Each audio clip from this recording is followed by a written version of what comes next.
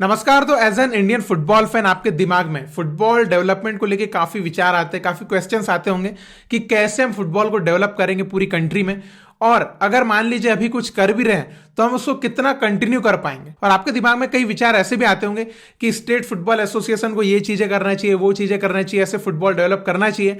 तो मैं आज आपको एक चीज बताने वाला हूं जो कि आपको काफी खुश करेगी कि एक क्लब है जो अपने पूरे स्टेट की फुटबॉल को आगे तक चलाने के लिए अभी से जो प्रिपरेशन कर रहे हैं, काफी काबिले तारीफ काम कर रहे हैं। और अगर अदर स्टेट्स में भी वहां के क्लब्स या वहां की स्टेट फेडरेशन इस तरीके से ही काम करने लग जाए तो वहां की स्टेट फुटबॉल तो आगे निकलेगी ही, साथ ही साथ सारा इंडियन फुटबॉल जो है वो एक साथ ग्रो करने लग जाएगा।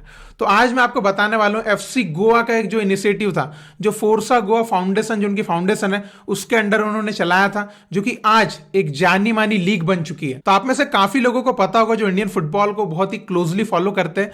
2019 में एफसी गोवा ने एक इनिशिएटिव लेकर आए थे, द लिटिल गॉर्स लीग, और इस इनिशिएटिव के पीछे उनका एम था एक फुटबॉल इकोसिस्टम बनाना। तो 2019 में द लिटिल गॉर्स लीग उन्होंने लॉन्च करी थी, जिसको 3 वेन्यू में उन्होंने लॉन्च किया था। तो इसमें सबसे अच्छी बात यही थी कि एक सिटी बेस्ड नहीं था, ये इनिशिएटिव सारे गोवा के जितने भी बच्चे हैं सबके लिए था, जो कि आज एक सही दिशा में आगे बढ़ भी रहा है। तो एफसी गोवा जिस तरीके से एक एम लेकर चल रही थी फुटबॉल इकोसिस्टम बनाने का, उसके अंडर वो प्लेयर्स को, कोचेस को, रेफरीज को एंड एक स्पोर्टिंग कल्चर को ग्रो करना चाह रही थी। तो जो इनका पहला सीजन था उसमें 35 टीम्स ने रजिस्टर किया था, जिसमें टोटल 350 बच्चों ने पार्टिसिपेट किया था, जो कि उनके इनिशिएटिव को स्टार्ट करने के लिए काफी अच्छे नंबर्स थे। अब देखिए पहले सीजन में उन्होंने कुछ गैप्स फाइंड करे, जिसमें सबसे बड़ा गैप था जेंडर का, क्योंकि आपको पता ही है कि लड़के और लड़कियों के पार्टिसिपेशन में काफी अंतर होता है अगर इसके लिए बहुत अच्छे से प्लानिंग ना की गई हो तो देखिए नेक्स्ट एडिशन जब उन्होंने किया 2020 में, तो इस चीज के ऊपर उन्होंने बहुत अच्छे से फोकस किया कि लड़कियों का भी पार्टिसिपेशन इसमें बहुत अच्छे से आए। तो उन्होंने एक कैंपेन चलाया जिसका नाम था गर्ल्स स्कोर गोल्स। इस कैंपेन के अंडर उन्होंने काफी मेहनत करी, उन्होंने स्कूल्स विजिट किए, उन्होंने ज्यादा फीमेल कोचेस हायर किए, उन्होंने वुमेन्स के लिए कोचिंग कैंप्स ऑर्गेनाइज किए, और लड़कियां भी ग्राउंड पे आके खेल सके इसलिए सेफ प्लेइंग फील्ड्स भी बनाए। और सबसे इंपॉर्टेंट, उन्होंने अपनी जो लीग थी उसमें एज कैटेगरीज बनाए जिससे कि गर्ल्स जो है वो पार्टिसिपेट कर पाए। अब देखिए क्या इस चीज का उनको फायदा मिला, उनको बिल्कुल फायदा मिला। इतनी मेहनत करने का उनको जो फायदा मिला, गर्ल्स पार्टिसिपेशन 30 गुना बढ़ गया उनकी लीग में, तो जो कि बहुत अच्छी बात थी। तो कहीं ना कहीं एक एग्जांपल है कि अगर आप मेहनत करेंगे तो उसका रिजल्ट आपको मिलना ही है। आप देख सकते हैं कि गर्ल्स पार्टिसिपेशन उन्होंने कैसे बढ़ाया, 30 गुना बढ़ा लिया। थोड़ी सी मेहनत उन्होंने करी लेकिन ग्राउंड लेवल पे जाके। देन कोविड की वजह से इनकी जो लीग थी थोड़े टाइम के लिए स्टॉप हुई, लेकिन जैसे ही कोविड खत्म हुआ 2022 में फिर से उन्होंने अपनी लीग चालू करी। देन जब उनकी लीग रीस्टार्ट हुई तो 774 बच्चों ने पार्टिसिपेट किया एंड उन्होंने एक वॉलंटियर प्रोग्राम भी चलाया, और उस वॉलंटियर प्रोग्राम से भी 3 पार्टिसिपेंट को फायदा हुआ, उनको फुल टाइम जॉब मिल गई एफसी गोवा क्लब में। तो आप देख सकते हैं कि एफसी गोवा अपनी कम्युनिटी के लिए कितना कुछ कर रहे हैं, इवन जॉब्स अपॉर्चुनिटी भी क्रिएट करके दे रहे हैं। देन उनका जो लेटेस्ट एडिशन हुआ था उसमें उन्होंने और कैटेगरीज बढ़ाई लीग में, तो बच्चों का पार्टिसिपेशन जो था वो और बड़ा, 1200 से भी ज्यादा बच्चों ने उनकी लीग में पार्टिसिपेट किया। और कुछ बच्चे जो एफसी गोवा की एकेडमी में सिलेक्ट हुए, कुछ बच्चे गोवा की स्टेट टीम में भी सिलेक्ट हुए। और इन सब में सबसे अच्छी बात पता है आपको क्या हुई, 85% जो बच्चे थे उनके पेरेंट्स का ये कहना था कि जो लिटिल गॉर्स लीग है इसमें खेलने से हमारे बच्चों का कॉन्फिडेंस बढ़ा है। तो ये सबसे ज्यादा इंपॉर्टेंट चीज मुझे लगी कि बच्चों का कॉन्फिडेंस यहां खेलने से बढ़ा,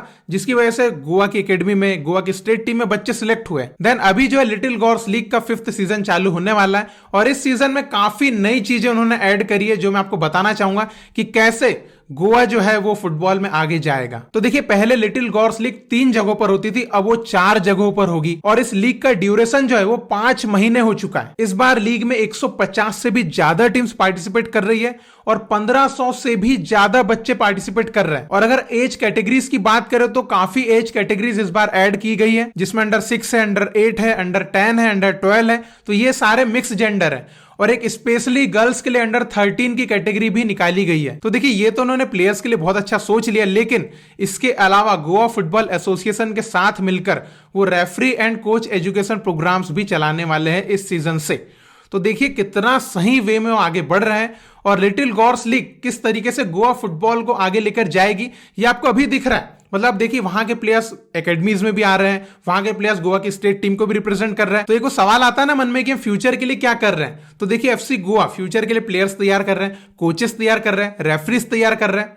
दे are doing everything to develop Indian football. तो आप देख सकते हैं कि कैसे वो गोवा फुटबॉल को आगे लेकर जा रहे हैं। और अदर स्टेट को या अदर क्लब्स को या अदर स्टेट फुटबॉल एसोसिएशंस को क्या सीखना चाहिए। आप देख सकते हैं क्या सीखना चाहिए। आप भी ऐसे अपनी कम्युनिटी के लिए कुछ कर सकते हैं जिससे आपके एरिया में फुटबॉल भी बढ़ेगा, फुटबॉल खेलने वालों की संख्या भी बढ़ेगी, फुटबॉल देखने वालों की बढ़ेगी, एंड वहां पे एजुकेट भी होंगे लोग। आप कोच एजुकेशन प्रोग्राम चला सकते हैं, आप जो है रेफरी एजुकेशन प्रोग्राम चला सकते हैं, जिससे कहीं ना कहीं आप जॉब अपॉर्चुनिटीज भी क्रिएट कर सकते हैं। तो काफी सारी चीजें हैं जो यहां से आप सीख सकते हैं कि कैसे एफसी गोवा अपनी कम्युनिटी के लिए इतना कुछ कर रहा है और कहीं ना कहीं अपना कंट्रीब्यूशन दे रहा है इंडियन फुटबॉल के डेवलपमेंट में।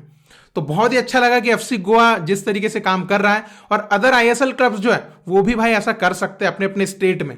क्योंकि देखिए काफी आईएसएल क्लब्स जो है बेबी लीग्स वगैरह करा रहे हैं, लेकिन वो सिटी बेस्ड है। अगर आप सोचिए अगर थोड़ा सा वो भी एक्सपैंड करें कि भाई वो भी पूरे स्टेट में फैले, बिकॉज वो कर सकते हैं ऐसा, है ना, वहां की स्टेट फेडरेशन के साथ मिलकर कर सकते हैं। तो अगर ऐसा करें तो सोचिए कि सारा इंडियन फुटबॉल कितना सही तरीके से ग्रो करेगा। मतलब वो आप सोचिए, इमेजिन करिए कितना सही तरीके से आगे बढ़ेगा। तो आप इसके ऊपर क्या कहना चाहेंगे? एफसी गोवा का जो इनिशिएटिव है द लिटिल गॉर्स लीग, जिस तरीके से यूथ डेवलपमेंट पे इन्होंने फोकस किया, वुमेन्स फुटबॉल को जिस तरीके से एनकरेज किया, मतलब बहुत ही शानदार काम एफसी गोवा जो है वो अपने स्टेट में कर रहा है। और देखिए एक बहुत अच्छा एग्जांपल ये भी है कि हमको काम करते रहना पड़ेगा, तभी हम जो है धीरे धीरे उसमें आगे बढ़ेंगे। आप देख सकते हैं 35 टीम्स के साथ उन्होंने अपनी लिटिल गॉर्स लीग चालू करी थी। आज 150 से भी ज्यादा टीम्स पार्टिसिपेट कर रही है, 1500 से ज्यादा बच्चे खेलने वाले हैं। तो ये कैसे पहुंचे? कंसिस्टेंसी, है ना, कि लग के काम करते रहिए, एफर्ट आप डालते रहिए, आपको सक्सेस तो मिलेगी। तो आई होप कि यही चीजें जो है वो दूसरे स्टेट में क्लब्स वगैरह या स्टेट एसोसिएशन समझे कि कैसे वो अपने एरिया में भी फुटबॉल को बढ़ा सकते हैं और लोगों को एनकरेज कर सकते हैं फुटबॉल के लिए। तो आपको एफसी गोवा का काम कैसा लगा आप जरूर कमेंट में लिख के बताइएगा, और इसी तरह आप इंडियन फुटबॉल को सपोर्ट करते रहिए। बहुत बहुत शुक्रिया वीडियो देखने के लिए। जय हिंद, जय भारत।